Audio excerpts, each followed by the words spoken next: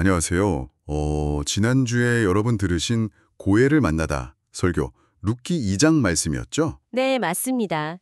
그 이방 여인 룻이 시어머니 나오미를 따라서 베들레헴에 왔잖아요. 네. 거기서 이제 어떻게 하나님의 은혜를 경험하게 되는지에 대한 이야기였는데 오늘은 이 설교 핵심 내용들을 다시 한번 좀 되짚어 보고요. 또 한 주간 여러분 삶 속에서 이 말씀들을 어떻게 좀 경험하고 실천하셨는지 아니면 또 앞으로 어떻게 적용하면 좋을지 이런 소그룹 나눔거리를 같이 정리해 보려고 합니다. 네, 좋습니다. 이 설교가 그냥 좋은 이야기네 하고 끝날 게 아니라 사실 우리 삶에 직접 연결되는 부분이 참 많거든요. 하나님의 그 일하심, 섭리라고도 하고 또 은혜, 그리고 거기에 우리가 어떻게 반응해야 하는지 이런 깊은 통살들이 담겨 있죠. 맞아요. 그럼 한번 그 이야기 속으로 들어가 볼까요? 우선 첫 번째로 설교에서 주목했던 게 룻의 행동이었어요. 진짜 모든 게 막막한 상황이었잖아요. 이방 여인이고 당장 먹고 살 길도 막막하고 그렇죠. 그런데도 내가 밭에 가서 누구에게 은혜를 입으면 하면서 이삭을 줍겠다고 나서는 모습. 네. 그 부분이 참 중요했죠. 어찌 보면 약간 뭐랄까 무모해 보일 수도 있는 희망인데 주저앉지 않고 뭐라도 하려고 했던 그 간절함 또 용기 이게 참 돋보였어요. 맞아요. 근데 설교에서 강조한 포인트는 그 은혜를 구하며 나아갔다는 점이었어요. 네, 바로 그겁니다. 자신의 어떤 처지나 자격, 능력 때문이 아니라 그냥 누군가의 호의, 자비, 그걸 기대하면서 발걸음을 옮긴 거죠. 이게 바로 은혜를 경험하는 시작점이었다. 이렇게 볼 수 있겠네요. 그렇군요. 이 룻의 모습 보면서 우리 삶을 좀 돌아보게 되는 것 같아요. 그래서 여러분, 한 주간 혹시 어려운 상황 속에서도 막연하게나마 하나님의 은혜를 좀 구하면서 믿음으로 발걸음을 내디뎠던 경험이 있으신지, 아니면 반대로 너무 막막해서 정말 그러기 어려웠다 하는 순간은 언제였는지 이런 걸 소그룹에서 나눠보시면 참 좋을 것 같아요. 네, 좋은 나눔거리가 될 것 같습니다. 그렇게 이제 룻이 나섰는데 그 다음 장면이 또 놀랍죠. 우연히 엘리멜렉의 친족인 보아스의 밭에 이르게 되고 네. 그리고 또 마침 보아스가 밭에 도착하고 네, 그렇죠. 설교에서는 이 우연과 마침이 그냥 된 게 아니라고 강조했죠. 이게 바로 하나님의 아주 세밀한 계획, 그 섭리의 손길이라는 겁니다. 맞아요. 잠언 19장 21절 말씀도 인용했잖아요. 사람의 계획이 아니라 결국 하나님의 뜻대로 이루어진다는 거. 네.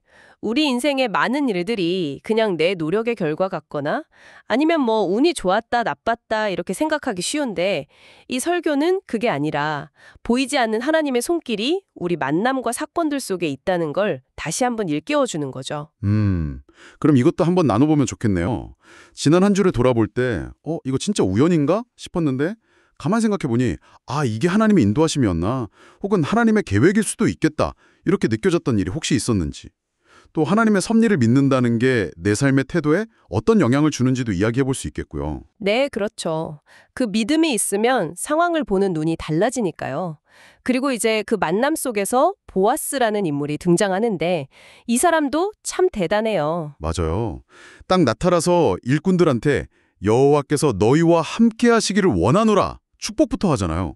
이게 누구의 소녀냐 물어보고 그리고 나서는 정말 파격적인 호의를 베풀죠. 다른 밭으로 가지 말아라. 내 소녀들하고 함께 있으라. 네네.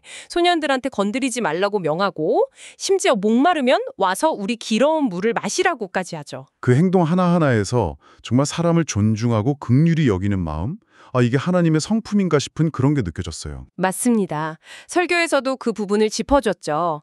특히 조건 없이 물을 제공한 것은 생명을 주시는 하나님의 은혜, 이사야 55장 1절이나 사마리아 여인 이야기랑 연결해서 설명했고요.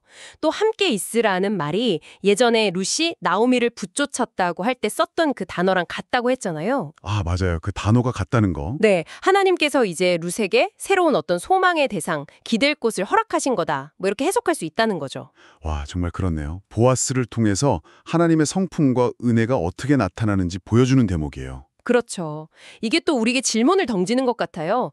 혹시 살면서 보아스처럼 누군가에게 조건 없이 친절을 베풀거나 도움을 준 경험이 있는지, 아니면 반대로 내가 그런 은혜를 예상치 못하게 받았던 경험은 없는지. 네. 그리고 우리 공동체 안에서 우리가 서로에게 어떻게 좀 보아스가 되어줄 수 있을까?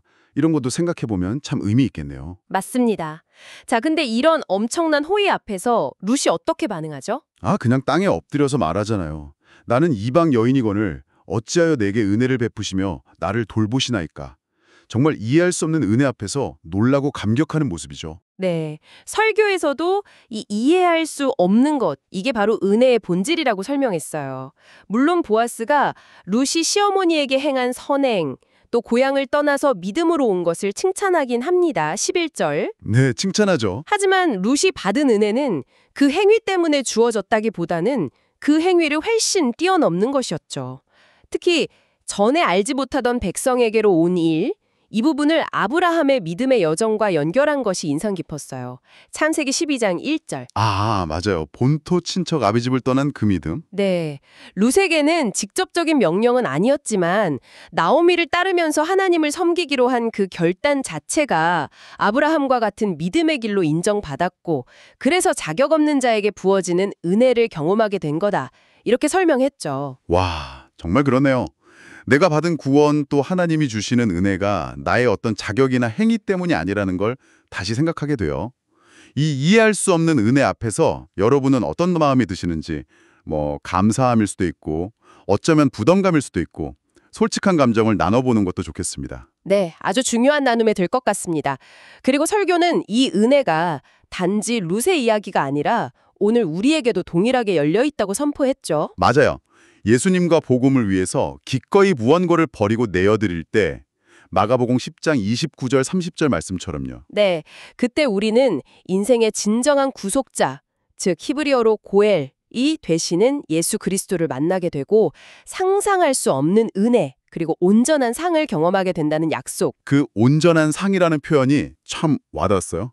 보아스가 룻에게 축복했던 것처럼 여호와께서 그의 날개 아래 보호를 받으러 온 내게 온전한 상 주시기를 원하노라. 네, 그렇죠. 인생이라는 게 결국 내 노력이나 우연 이런 걸로만 결정되는 게 아니라 바로 이 은혜로 달라지는 거라는 메시지입니다. 세상이 주는 어떤 보상이 아니라 하나님이 주시는 그 온전한 상을 바라보면서 주님께 내 삶을 내어드릴 때 그때 우리는 룻처럼 또 아브라함처럼 진정한 변화와 생명을 얻게 되는 거죠. 아, 정말 중요한 적용점이네요. 그럼 마지막으로 이 질문을 함께 고민해 보면서 나누면 좋겠습니다. 지금 하나님께서 여러분 각자에게 이거 좀 내려놓으라 혹은 이거 나에게 내어드리라 이렇게 말씀하시는 영역이 있다면 그게 뭘까? 그리고 주님과 복음을 위해서 그것을 기꺼이 포기하거나 헌신할 때 하나님께서 주실 그 온전한 상은 무엇이라고 기대하며 나아갈 수 있을까? 이런 것들이요? 네. 오늘 고해를 만나다 설교를 통해 다시 한번 정리해보니 참 많은 은혜가 있네요. 절망 속에서도 믿음으로 나아갔던 룻의 그 첫 발걸음부터 시작해서 우연처럼 보였지만 모든 것을 주관하시는 하나님의 섭리, 그리고 정말 자격 없는 우리에게 부어주시는 그 놀라운 은혜까지. 네. 그리고 이 모든 은혜의 정점에는 결국 우리의 진정한 고엘, 예수 그리스도가 계시다는 사실을 꼭 기억해야겠죠. 그분을 위해서 우리의 삶을 기꺼이 내어드릴 때 경험하게 될 그 놀라운 은혜와 회복을 기대하면서 이번 한 주도 살아가시면 좋겠습니다. 소그룹에서 서로의 경험 나누시면서 격려받으시고 또 각자의 삶의 고엘로 찾아오시는 하나님을 더 깊이 만나는 그런 시간 되시기를 응원하겠습니다. 네. 마지막으로 이 질문 하나 마음에 품고 한 주를 시작해 보시면 어떨까요? 나는 지금 세상이 주는 보상이 아니라 하나님께서 약속하신 그 온전한 상을 진정으로 사모하며 살아가고 있는가?